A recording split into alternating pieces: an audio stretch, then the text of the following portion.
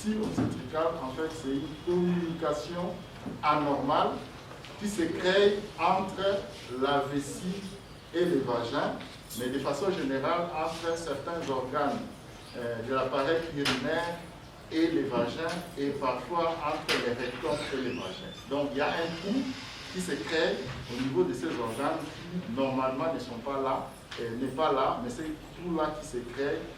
Ce trou est acquis, on n'est pas avec, ça vient suite à des problèmes.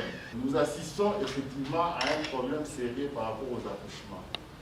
Donc, la cause principale de cette fistule, c'est le travail obstructif, le travail prolongé ou bien un traumatisme lors de l'accouchement. Et aussi, comme vous le savez, il y a aussi des cas des avortements provoqués qui peuvent entraîner des fistules obstétricales. Mais de façon générale, principalement, il s'agit d'un travail obstructif, un travail prolongé qui n'a pas respecté les normes par rapport à l'accouchement normal et qui se solde par une fistule obstétricale. Donc, de ce côté, vous trouvez qu'il y a vraiment du travail à faire dans le cadre de la prévention pour agir en amont par rapport aux accouchements. Mais en dehors des causes qui peuvent entraîner les fistules, nous avons aussi des facteurs de risque. Ça aussi, c'est très important par rapport à la prévention. Et ces facteurs de risque, nous les classifions en 3 niveaux et en 3 groupes. Il y a d'abord des facteurs qui sont liés à l'individu, d'abord, et à ce niveau, nous assistons à des problèmes sérieux liés à l'adolescence, à des problèmes d'analphabétisme et au niveau des adolescents. Et ça, c'est déjà un problème qui se crée parce que la plupart des cas que nous trouvons, ça survient à ce niveau-là chez les adolescents non instruits et qui créent des sérieux problèmes.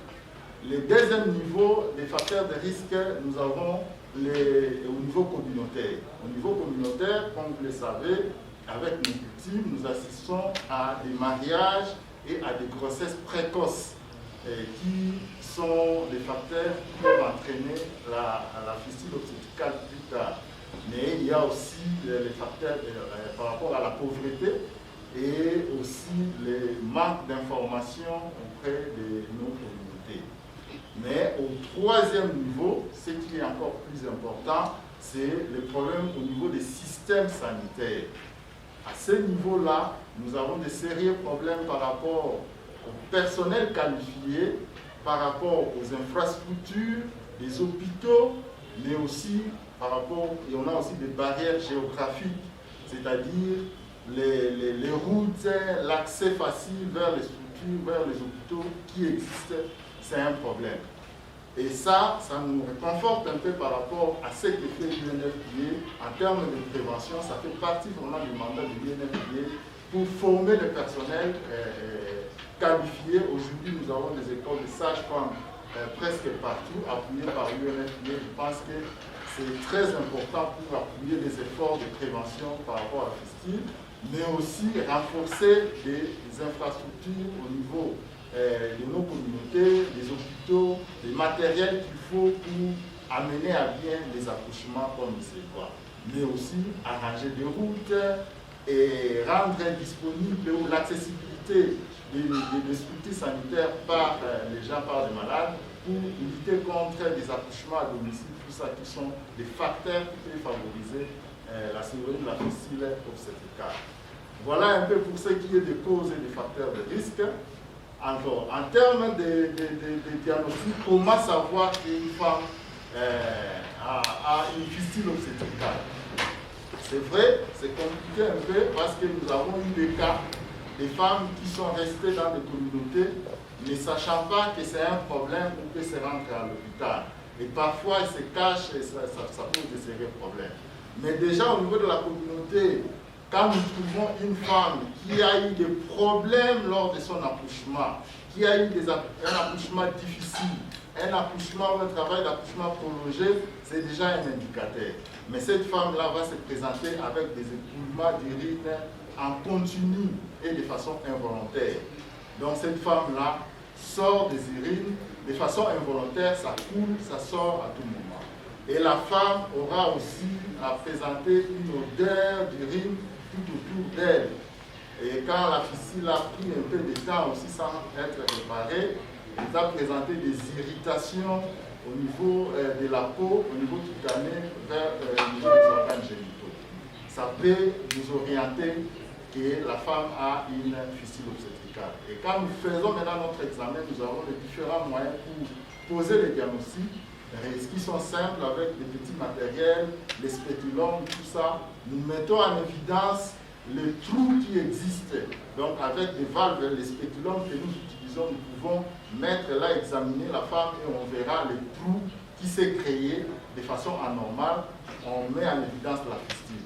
Mais si cela n'arrive pas à l'œil nu, on ne voit pas, on peut utiliser des petites techniques comme l'examen au blé de méthylène que nous utilisons. Quand nous mettons ce blé-là au niveau de la vessie, nous remplissons la vessie avec ce blé de méthylène, nous allons voir ce blé sortir au niveau du trou créé et là nous voyons réellement qu'il y a la fistule qui est là. Et en termes de prise en charge, on peut faire d'autres explorations encore beaucoup plus importantes. Mais par rapport en matière de la fistule, ce qui est important, c'est de localiser cette fistule, de voir sa grandeur, les dimensions qui existent et les tissus qui sont tout autour, comment l'état de ces tissus, s'il y a des fibroses ou pas, si le tissu là est souple, sont des éléments qui sont très importants pour la prise en charge des cas. Alors, pour ce qui est de la prise en charge, nous avons plusieurs étapes. Comme on l'a évoqué, nous disons que d'abord la prise en charge, nous faisons d'abord une préparation psychologique des malades. Il faut la préparer psychologiquement avant l'intervention. Après cette préparation psychologique, il y a aussi une préparation physique qui se fait. Nous passons à la réparation chirurgicale proprement dite. Après la réparation chirurgicale, il y a les soins post-opératoires qu'on doit offrir à cette femme. Et ce sont des soins qui sont très importants dans la réussite des réparations des fistules obstétricales.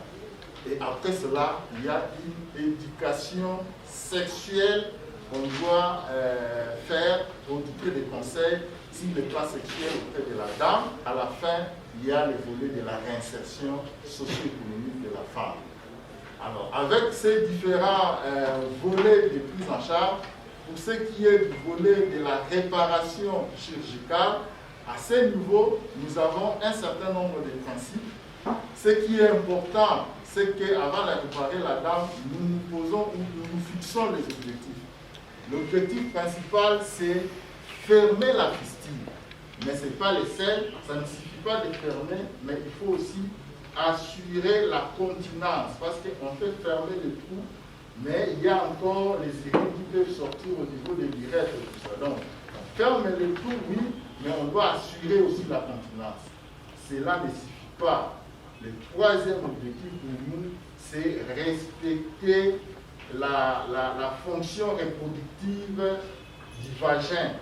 Là où il y avait le fistule, si on n'assure pas ça, ça créera des problèmes plus tard. Donc, on ferme le trou, on assure la continence de la femme, mais on respecte la fonction reproductive du vagin. Non seulement en termes des rapports sexuels qui doivent continuer, mais aussi en termes de santé de la reproduction, elle doit accoucher. Tout ça, donc, sont des principes que nous mettons en place avant toute réparation de fistule. On doit atteindre ces objectifs.